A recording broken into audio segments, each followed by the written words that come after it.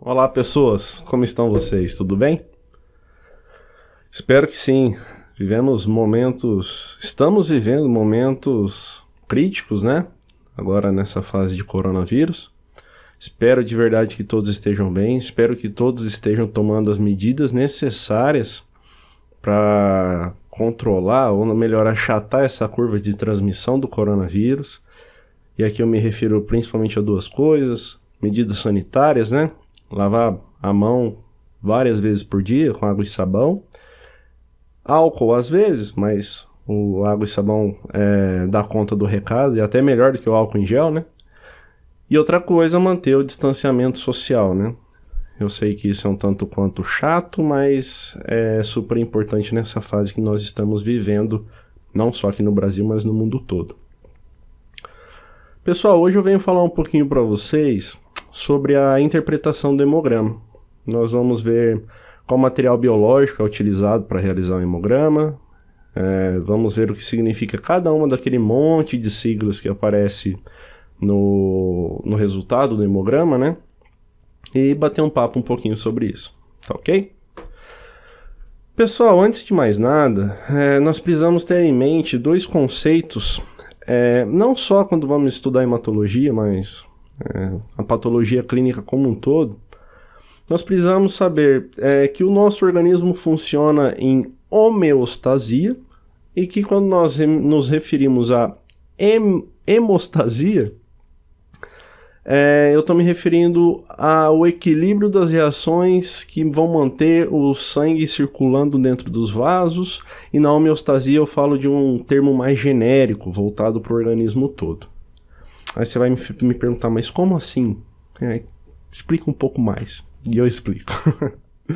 Pessoal, a hemostasia seria basicamente o conjunto de reações ou eventos pelo qual o organismo faz com que o sangue permaneça circulando lá dentro dos vasos sanguíneos, né? A gente vê isso muito quando estamos estudando coagulação, né? A gente lembra muito disso aqui, da hemostasia primária e secundária. Já a homeostasia, como eu disse, ela vai se referir ao organismo todo, né? Seria um termo mais genérico, um termo guarda-chuva. Diante disso, poderíamos até incluir a hemostasia dentro da homeostasia. Então, se a hemostasia se refere aos eventos que mantêm o sangue circulando dentro do vaso sanguíneo, a homeostasia seria o equilíbrio e conservação dos elementos fisiológicos e do metabolismo através de mecanismos de regulação. Seja para regular a pressão arterial, o pulso, a pressão arterial, a frequência cardíaca, a glicemia, enfim. Todos os parâmetros que são essenciais à vida e têm algum tipo de controle no nosso organismo, nós podemos dizer que eles fazem parte da homeostasia. Mas o que interessa é que existem mecanismos para isso. Se eu falar de glicemia, por exemplo, nós sabemos que a glicemia ela tem que estar dentro de um valor normal. Abaixo disso eu tenho um valor de hipoglicemia, acima disso de hiperglicemia. O que eu quero dizer com isso?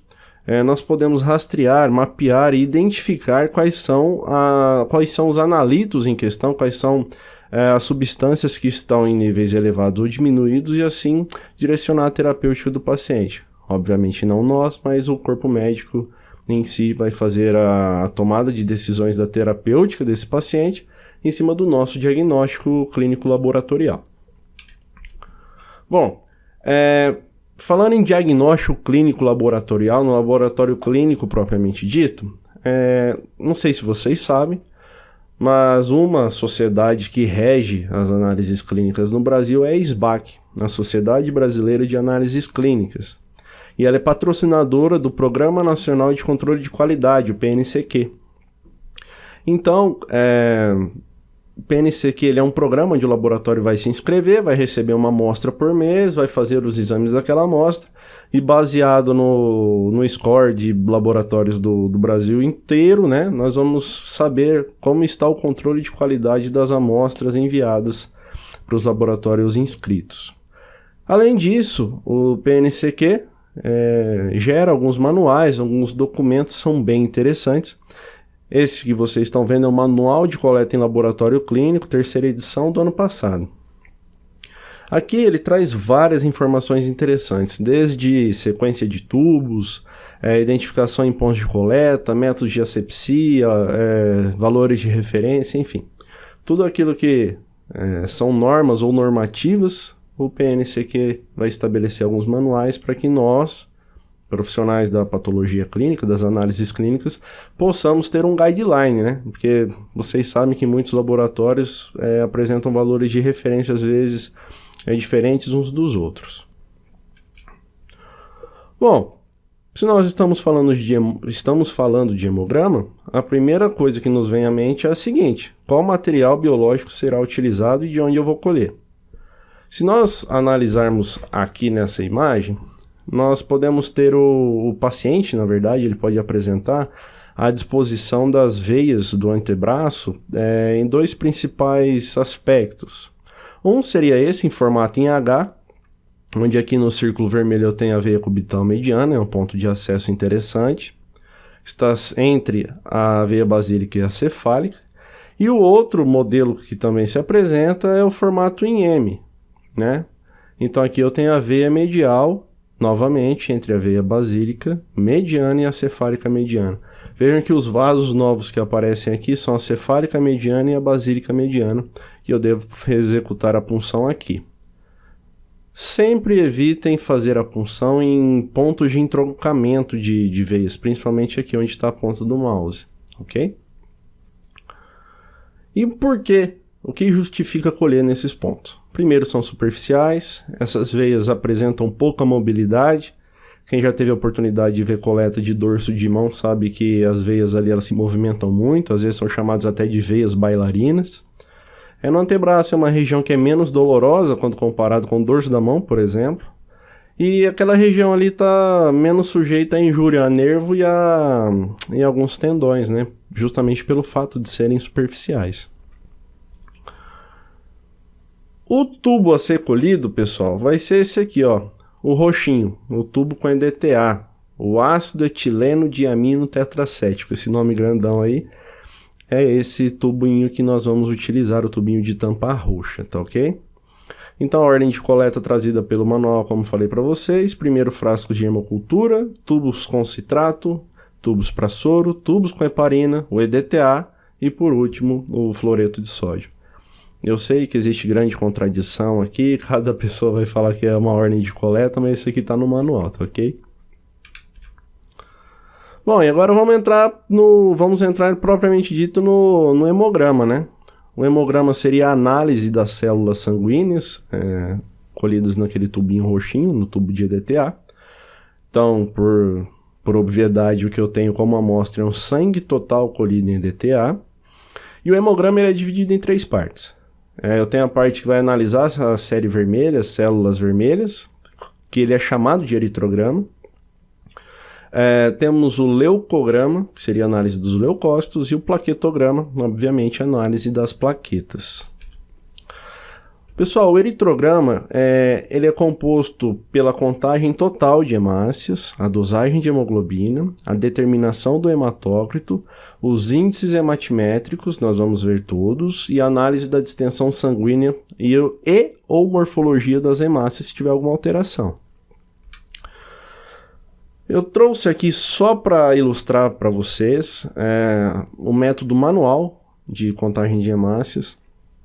Obviamente isso aqui não é mais utilizado, mas nós precisamos saber a teoria, onde eu uso uma solução de Rhein, o líquido de Rhein, eu vou usar 4 ml, colocar num tubo de ensaio, vou pegar 20 microlitros daquela amostra colhida no EDTA, né, o sangue total colhido em EDTA. Vou preencher minha câmara de Neubauer e nos campos, nos quadrantes identificados com o campo vermelho aqui, é onde eu vou fazer a contagem dessas hemácias. O valor obtido aqui, somando os 5 quadrantes, eu vou multiplicar por 10.000, que é meu fator de correção.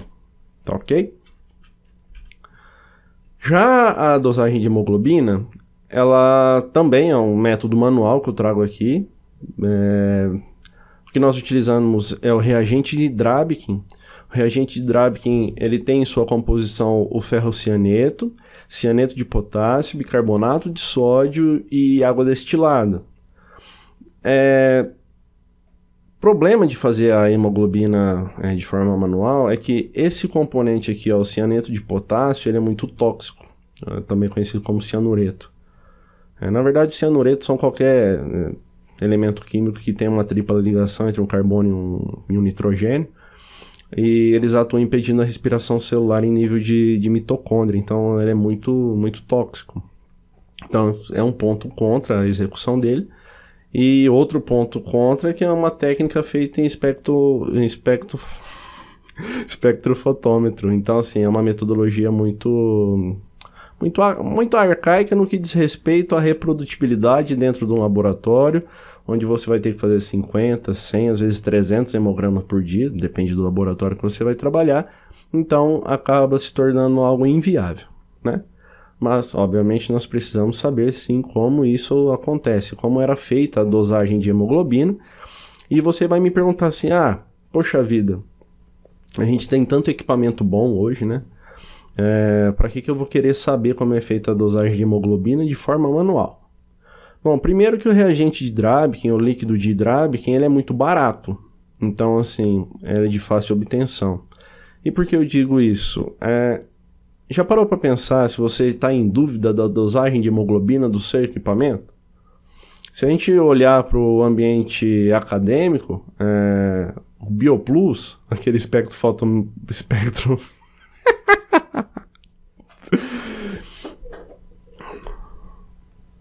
Se a gente olhar para o ambiente acadêmico, o espectrômetro é um equipamento muito comum, né? Então, nós, ali no ambiente acadêmico, podemos tirar a dúvida indo no laboratório ao lado e fazendo o método manual. Bom, a reação, pessoal, se baseia no seguinte: o ferro cianeto que está presente na composição ali no reagente de Drabichen, ele transforma o ferro da hemoglobina do estado ferroso ao férrico, né, do mais 2 para mais 3, e aí eu tenho a formação da metahemoglobina. Ela, por sua vez, vai se combinar com o cianeto de potássio, formando a cianometahemoglobina, que esse é um pigmento estável, que é esse o que nos interessa, que nós vamos dosar. A leitura é feita em 540 nanômetros, comprimento de onda de 540 nanômetros, e como toda reação onde eu tenho que ler a absorbância, eu preciso de um tubo branco. Então vejam só, no tubo branco eu tenho só o reagente, porque essa absorbância aqui que eu vou diminuir da minha leitura, né? Ele é meu zero. Obviamente eu preciso de um padrão, o padrão é comercial, então eu vou pegar 20 microlitros do padrão mais os 5 ml do reagente de Drabichen. E no teste, ao invés de usar o padrão, eu uso uma amostra que me interessa, obviamente o sangue total com EDTA. Vamos dar uma olhadinha aqui no nosso exemplo, ó. A absorbância do padrão lida é 0,200. A absorbância da amostra me deu 198.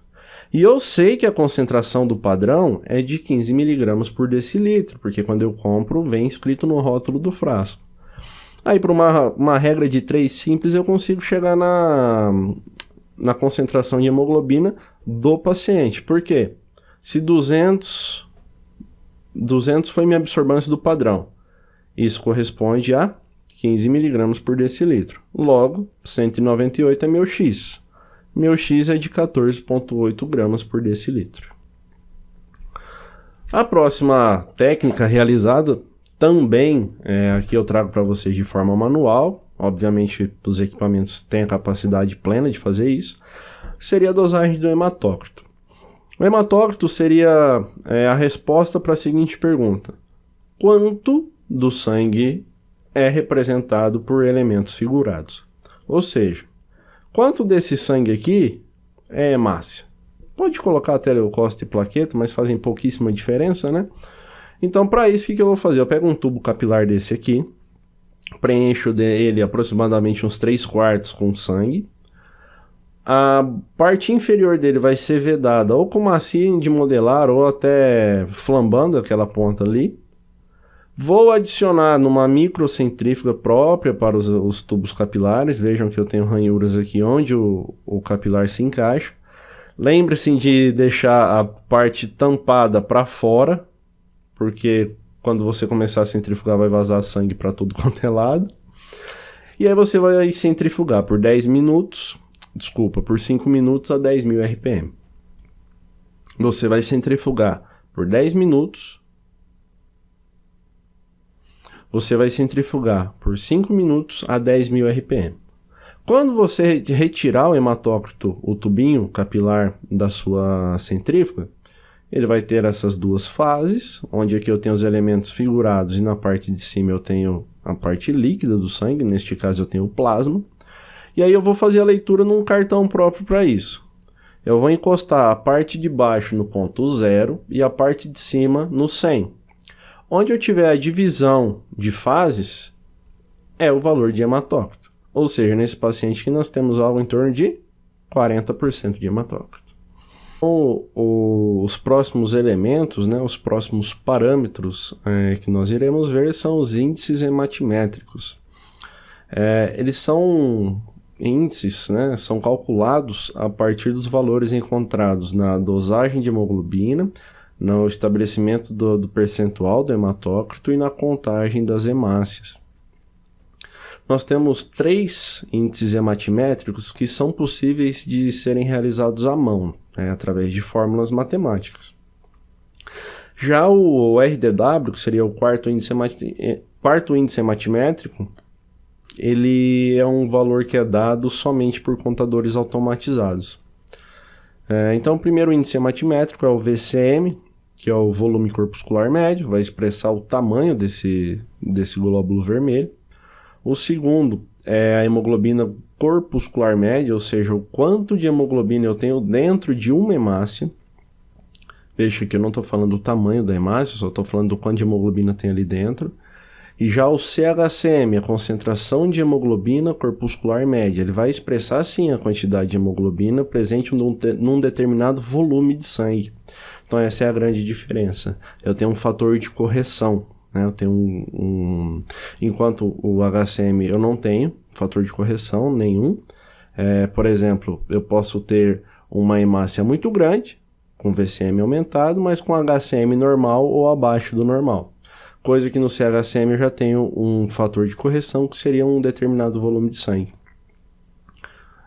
Por isso que quando nós vamos olhar os índices hematimétricos, muitas vezes se recomenda que não utilize só o HCM para nortear a leitura da lâmina, mas sim tanto o HCM quanto o CHCM.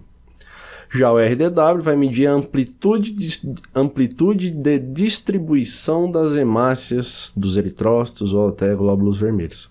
O que isso quer dizer? Esse índice vai medir a quantidade que essas hemácias vão variar de tamanho. E aí nós temos 2 principais RDW, né? Nós temos o SD, que seria o desvio padrão, e nós teríamos o CV, que seria o volume, né? O coeficiente de variação por volume. Então, o SD seria usado em percentual e o CV em fentolitro. Então, a gente vai ver um pouquinho mais disso mais à frente. Então, nosso primeiro é o VCM. Ele é dado a partir de uma fórmula onde eu tenho VCM é igual ao hematócrito em percentual, dividido pela hemácia, quantidade de hemácia contada, os 2 primeiros dígitos, sem a vírgula, tá?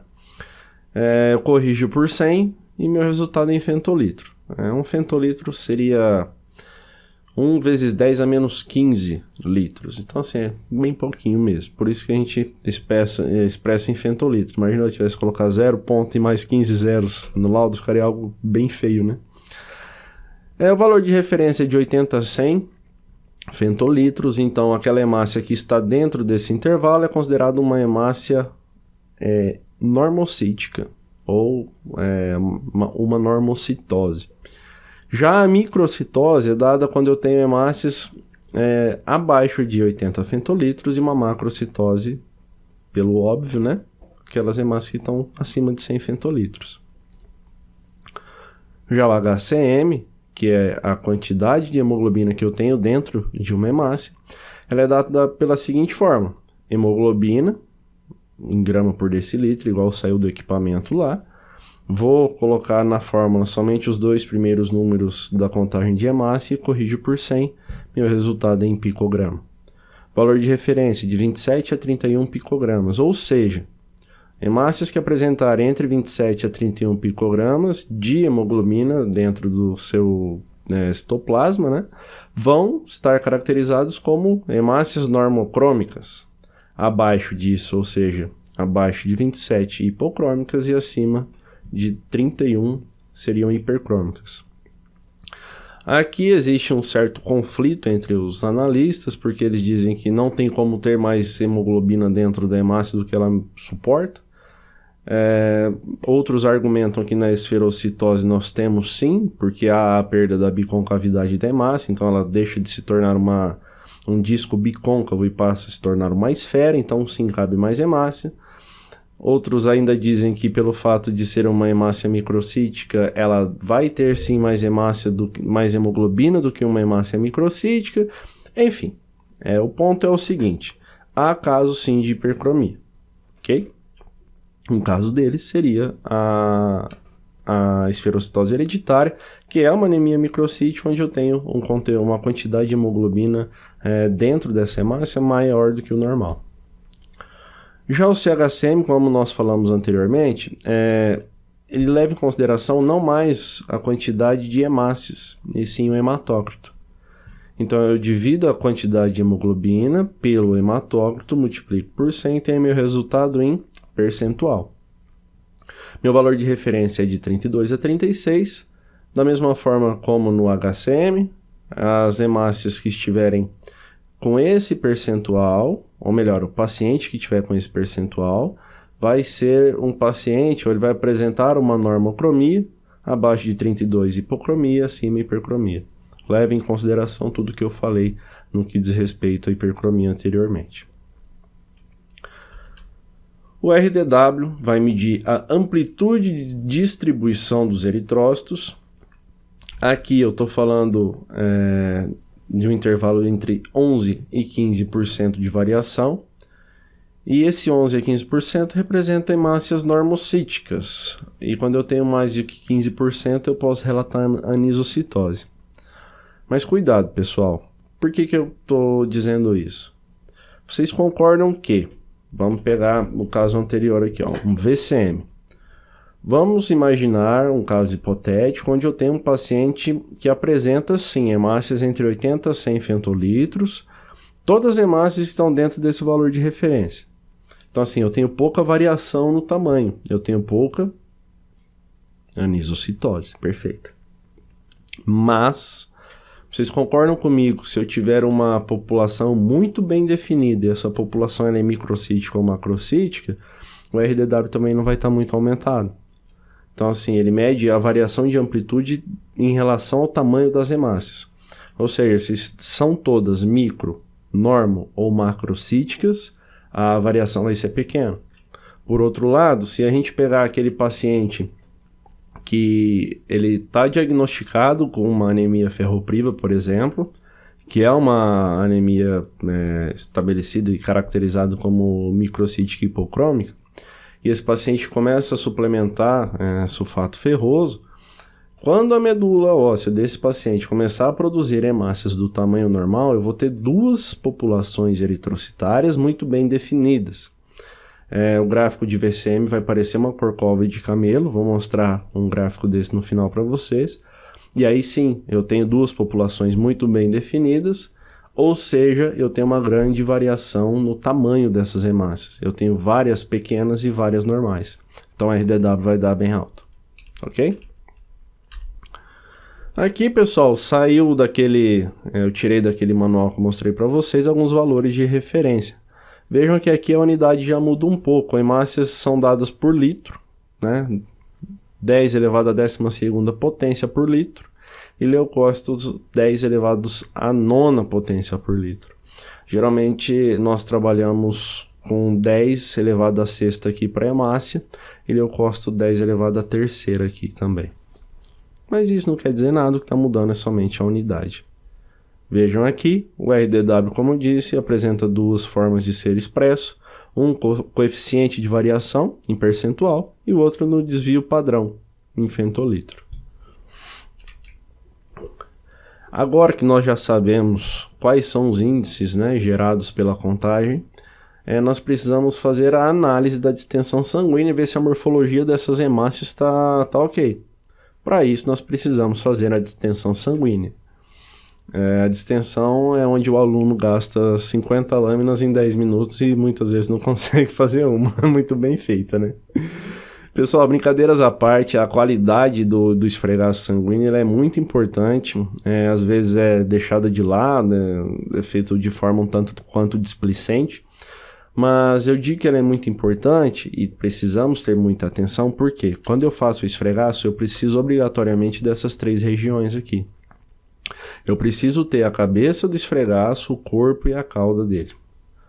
E aí alguns problemas acontecem quando nós fazemos o esfregaço de forma inadequada. Por exemplo, vejam só, de A até H. São todas formas irregulares e não próprias para a realização da análise em distensão sanguínea. Seja porque a extensora que você está usando está toda irregular, está com ponta quebrado. Se você faz uma pressão desigual na lâmina, ó, na G aqui, ó, vejam que obviamente é um esquema, né, um desenho, mas o analista, o técnico de laboratório que fez essa lâmina, ele colocou mais força do lado esquerdo da extensora do que do lado direito. Isso aqui não pode acontecer. Qual seria o ideal então? Seria essa situação aqui, onde eu tenho o esfregaço muito bem definido. Quando eu vou fazer a análise da distensão sanguínea, para avaliar possíveis alterações de forma, tamanho, cor, eu posso encontrar algo além disso, que seriam as inclusões eritrocitárias. Obviamente, inclusão eritrocitária é aquilo que está dentro da hemácia e supostamente não deveria estar. Eu posso ter os corpúsculos de Raul-Joly, primeiro quadro aqui, onde eu tenho essas inclusões, esses pontos, né, redondinhos basofílicos aqui. Posso ter, os corpúsculos de Raul-Joly são restos de DNA deixados dentro da hemácia. Já o pontilhado basófilo ou pontilhado basófilo são inclusões de RNA. Os corpúsculos de Pappenheimer, vejam que aqui eu tenho múltiplas inclusões dentro dessas hemácias, são precipitados de ferro, são comuns em algumas anemias, principalmente em anemia sideroblástica, intoxicação por metal pesado. Os reticulócitos, aqui ó, essa mais cinza roxinha e essa outra aqui, na seta pontilhada, são hemácias imaturas. Os corpos de Heinz, esses pontinhos azuis aqui dentro das hemácias, bem periféricos, são precipitados de hemoglobinas insolúveis. E o anel de Cabot, nós temos aqui, ele pode se apresentar em formato de anel ou em formato de 8. Ele é um resto difuso mitótico ali dentro. Além disso, nós temos algumas alterações morfológicas.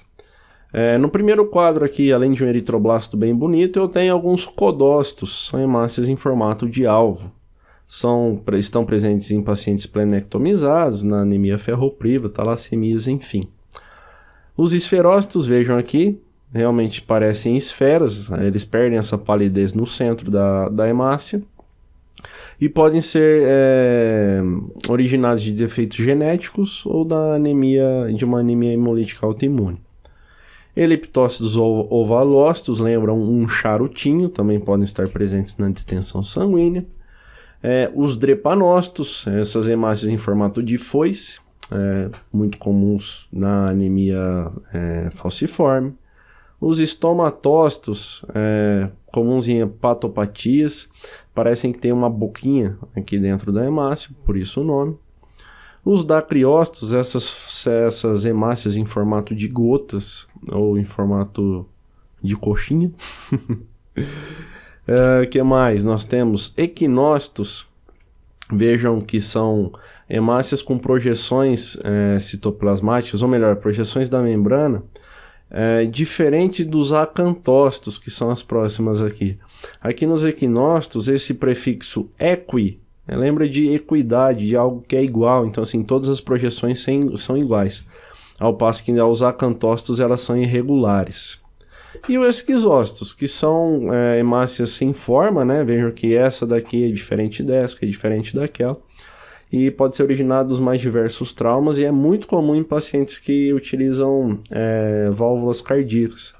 Para você imaginar, a cada sístole você tem uma o fechamento dessa válvula e algo mecânico que pode estar batendo e rompendo essas hemácias durante todo o momento. Além disso, na lâmina, podemos encontrar alguns hemoparasitas. Aqui 2 exemplos, do Plasmodium falciparum dentro da hemácia e o Trypanosoma cruzi fora da hemácia encontrado também na distensão. Então, pessoal, essa aqui foi a parte do eritrograma. Agora nós vamos analisar a parte do leucograma.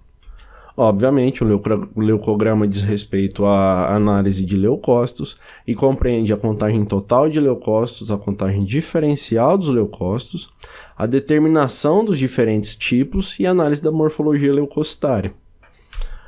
Novamente, eu trago aqui o método manual. Sei que não é usual na rotina laboratorial, mas no ambiente acadêmico nós precisamos saber disso sim. Então, o reagente utilizado aqui não é mais o líquido de Hain, e sim o líquido de Turk. A amostra, novamente, o sangue total colhido em EDTA. Só que agora eu uso 0,4 ml de líquido de Turk e 20 microlitros de sangue total. Evidenciado pelos quadros vermelhos aqui, eu tenho os quadrantes que serão utilizados para a contagem de leucócitos. E o valor obtido nos 4 quadrantes eu vou multiplicar por 50, que é meu fator de correção. E aí eu tenho a minha quantidade de leucócitos por milímetro cúbico. Lembram que nós falamos um pouquinho sobre a análise da distensão sanguínea para a série vermelha? O mesmo acontece para a série branca, né? Eu preciso sim contar a quantidade de células, eu preciso contar 100 células e a partir da contagem dessas 100 células eu vou ter o valor relativo de cada uma delas. Novamente, a contagem é realizada no corpo da lâmina e os mais comuns a serem encontrados são o neutrófilo, o linfócito, o monócito, o eosinófilo e o basófilo. Obviamente, nós temos situações que eu posso ter um desvio à esquerda, ou seja, o aparecimento de algumas células imaturas. Neste quadro aqui eu trago células imaturas da linhagem granulocítica, né? Se a gente puxar na memória, a gente pode lembrar que a linhagem granulocítica é composta por neutrófilos, eosinófilos e basófilos. Então eu tenho um mieloblasto, uma célula precursora lá na medula óssea, um promielócito, um mielócito, um metamielócito, um bastão segmentado. A partir do promielócito aqui nós temos a distinção da célula final que ele vai dar origem. Então eu posso chamar, por exemplo, essa célula, se ela for originar um eosinófilo, ela vai se tornar um mielócito eosinófilo, um metamielócito basófilo, um metamielócito neutrófilo e assim por diante. Então eu faço a distensão sanguínea, conto 100 células, 100 leucócitos, e o valor encontrado nessa contagem vai ser aquele valor que nós olhamos lá no hemograma, no laudo final. Por exemplo, neutrófilo segmentado, 50%. Neutrófilo bastão, neutrófilo bastonete, 2%. Linfócito, 15%. E assim por diante. Se acaso eu encontrar alguma célula precursora, ou seja, se eu tiver desvio à esquerda, por exemplo, encontrei um mielócito, a contagem se mantém da mesma forma. Eu vou ter um valor percentual para o mielócito, para o metamielócito e assim por diante. Quando eu atingir 100 células contadas, eu paro minha contagem. Feito isso, a próxima série a ser analisada é a série de plaquetas, obviamente dentro do plaquetograma. Então, nas plaquetas eu vou ter a contagem total de plaquetas, o plaquetócrito, a amplitude de distribuição de plaquetas e o volume plaquetário. Vejo que aqui eu tenho uns análogos de série vermelha, né? Enquanto o hematócrito representa o quanto do sangue total é utilizado pelos componentes figurados, o plaquetócrito é a mesma coisa. Quanto do sangue total é representado pelas plaquetas. Enquanto o RDW mede a amplitude de distribuição de hemácias, ou seja, o quanto ela está variando em tamanho, aqui eu tenho o PDW, seria a amplitude de distribuição de plaquetas.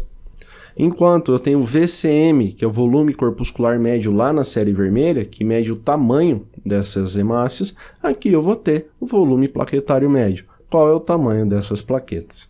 E aí eu posso caracterizar as plaquetas em plaquetas normais, macroplaquetas ou plaquetas gigantes. Macroplaquetas são aquelas plaquetas que estão com o volume acima de uma plaqueta normal e vão até o tamanho de uma hemácia. E as plaquetas gigantes, elas são maiores que uma hemácia.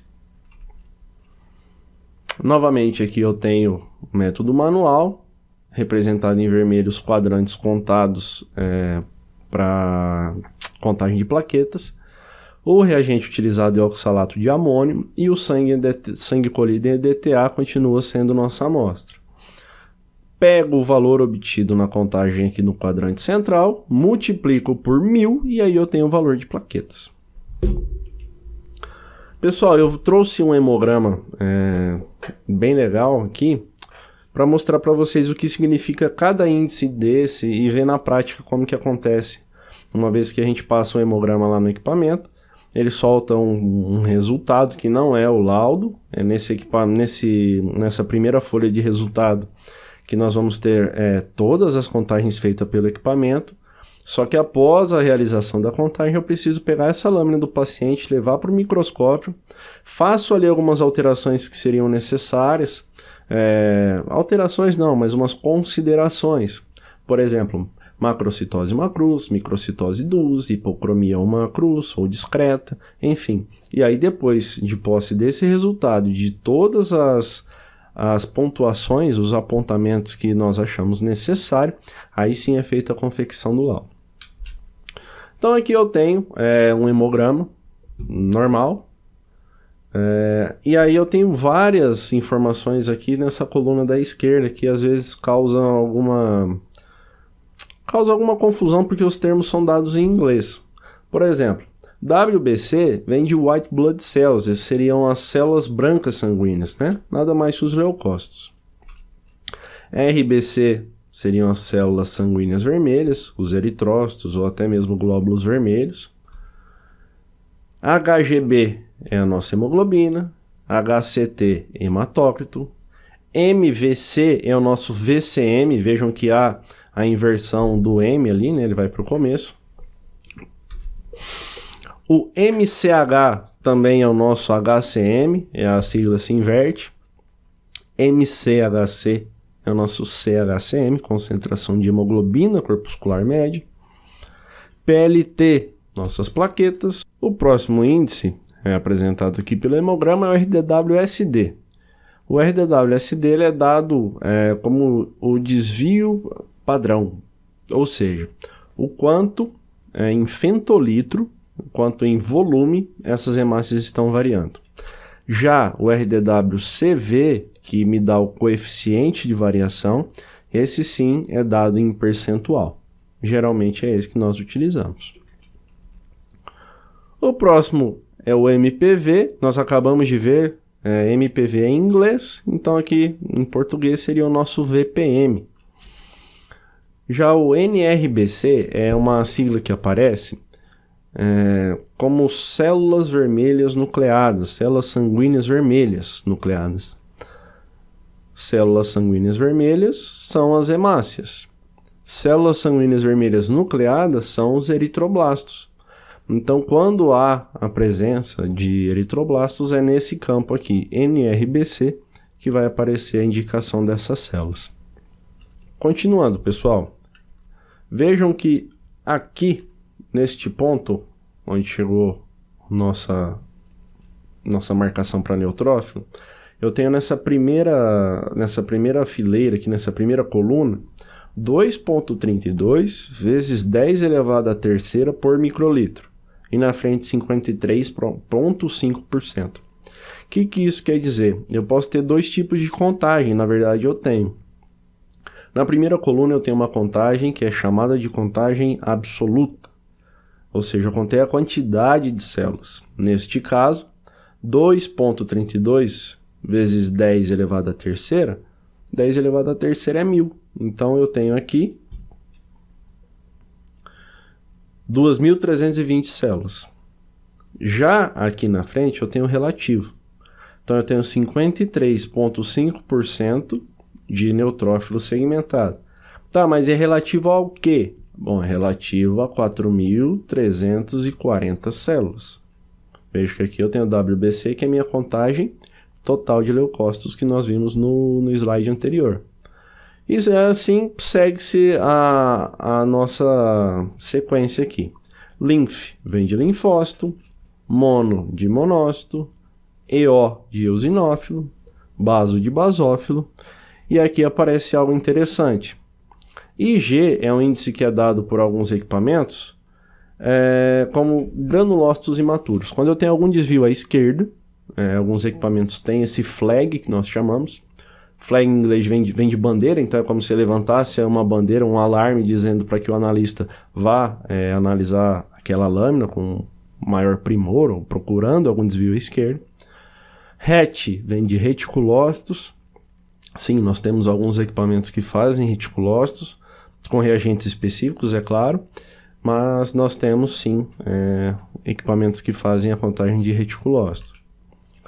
E RF é a fração de reticulócitos imaturos, desculpem, e RET-HE seria o teor de hemoglobina dos reticulócitos. Ou seja, será que esses reticulócitos, que são hemácias jovens, estão vindo da medula óssea de forma adequada, com a quantidade de hemoglobina adequada?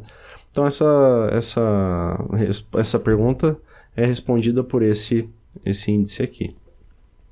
Vejam que agora eu tenho um segundo espaço aqui, um segundo hall de marcadores, esses 5 aqui, e eles estão separados daquela parte de cima. Isso quer dizer o quê? Tá vendo que eu tenho aqui um BF, BF, BF? BF vem de Body Fluid. Esse Body Fluid eu posso pegar, por exemplo, um líquido acítico e passar no hemograma, no equipamento que faz o hemograma, para fazer a contagem de leucócitos. Então eu tenho WBC-BF, ou seja, o quanto de células sanguíneas brancas nesse líquido corporal. RBC, células sanguíneas vermelhas no fluido corporal. MN, o quanto de leucócitos mononucleares, linfócitos e monócitos. PMN, quanto de neutrófilo polimorfonuclear eu tenho nessa amostra. E TC, a contagem total de células nucleadas no fluido corporal. Então vejam que é muita coisa. Nós, enquanto analistas, precisamos saber disso de cabeça. Na rotina laboratorial, muitas vezes nós não temos tempo para parar e correr atrás para ver o que significa cada uma coisa, cada índice desse. Só que é necessário, né? Então a gente precisa estudar bastante e ter isso em mente. E o mais interessante, pessoal, é que de posse dos dados obtidos na contagem de leucócitos, na contagem diferencial, eu posso estabelecer alguns gráficos de dispersão, chamado de scattergrama. Um nome um tanto quanto não usual, né? Nós não utilizamos na prática clínica. Mas é como se eu conseguisse, e eu consigo, traçar um paralelo, fazer uma relação, na verdade, em um gráfico onde eu levo em consideração o tamanho dessa célula e o quão complicada ela é, o quão complexa ela é dentro dessa célula. O que eu quero dizer com isso? Dê uma olhada nesses gráficos aqui, ó. Vejam que aqui no eixo Y eu tenho a SFL, que vai me medir o tamanho dessa célula, que ela mede a fluorescência total. E aqui o SSC vai medir o quanto de luz é dispersado para os lados. Então aqui eu tenho uma legenda, ó, Side Fluorescence e Side Scatter.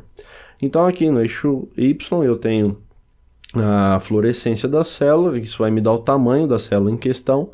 E aqui eu desvio para os lados. Quanto que essa célula, o quanto de estruturas eu tenho dentro dessa célula, ou seja, quanto mais estrutura, o eixo, na verdade o laser que bate nessa célula para fazer a contagem e fazer o reconhecimento dela, ele não vai passar direto, ele vai se dispersar lateralmente. E aí eu consigo traçar um gráfico desse. Vejo que aqui em roxo eu tenho linfócito. Por quê? Se olhar para tamanho, ela é menor célula. E se olhar para complexidade, ela é menor também.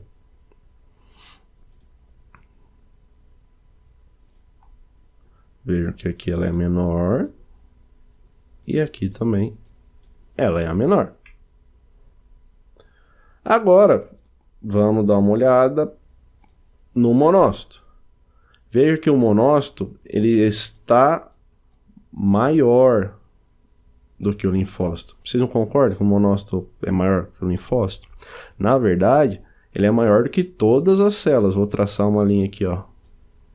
Tirando alguns linfócitos atípicos que podem aparecer nessa região aqui, ó, mais de cima, aqui, ó.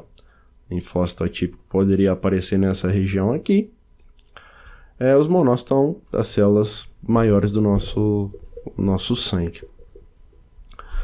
Aqui nesse azulzinho, verdinho, eu tenho a união de neutrófilos e basófilos. E lá no final, a nossa última célula mais complexa, mas nem tão grande, o eosinófilo. Então isso aqui nós chamamos de gráfico de dispersão, onde seria cada pontinho desse uma célula que foi contada. Vejam que aqui eu tenho uma região com os pontos azuis escuros. Eu posso vir aqui e reconhecer elas aqui, ó. São os debris, são restos celulares, também chamada de zona fantasma, ou seja, não quer dizer nada. Nesse segundo gráfico aqui, eu tenho não só a presença de células normais, aquelas 5 células que mais aparecem, mas também tem a presença de blastos, granulócitos imaturos, linfócitos anormais e alguns blastos, NRBC, lembra que eu falei para você de eritroblastos? E assim por diante. Então, mais uma vez, para fixar, nós temos aqui o mesmo gráfico. Então, aqui no último ponto, onde eu tenho uma célula não tão grande, porque ela não está deslocada para cima no eixo Y, mas ela está sim deslocada no eixo X, uma célula mais complexa, que seria o nosso eosinófilo. Voltando, neutrófilo e basófilo não são células tão complexas, no que diz respeito aos componentes intracelulares.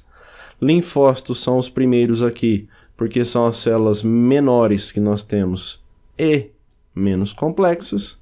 E por último sobrou os monócitos. São maiores que os linfócitos, sim, mas também não são muito complexos. Por isso estão habitando essa área aqui, evidenciada pelos pontos verdes.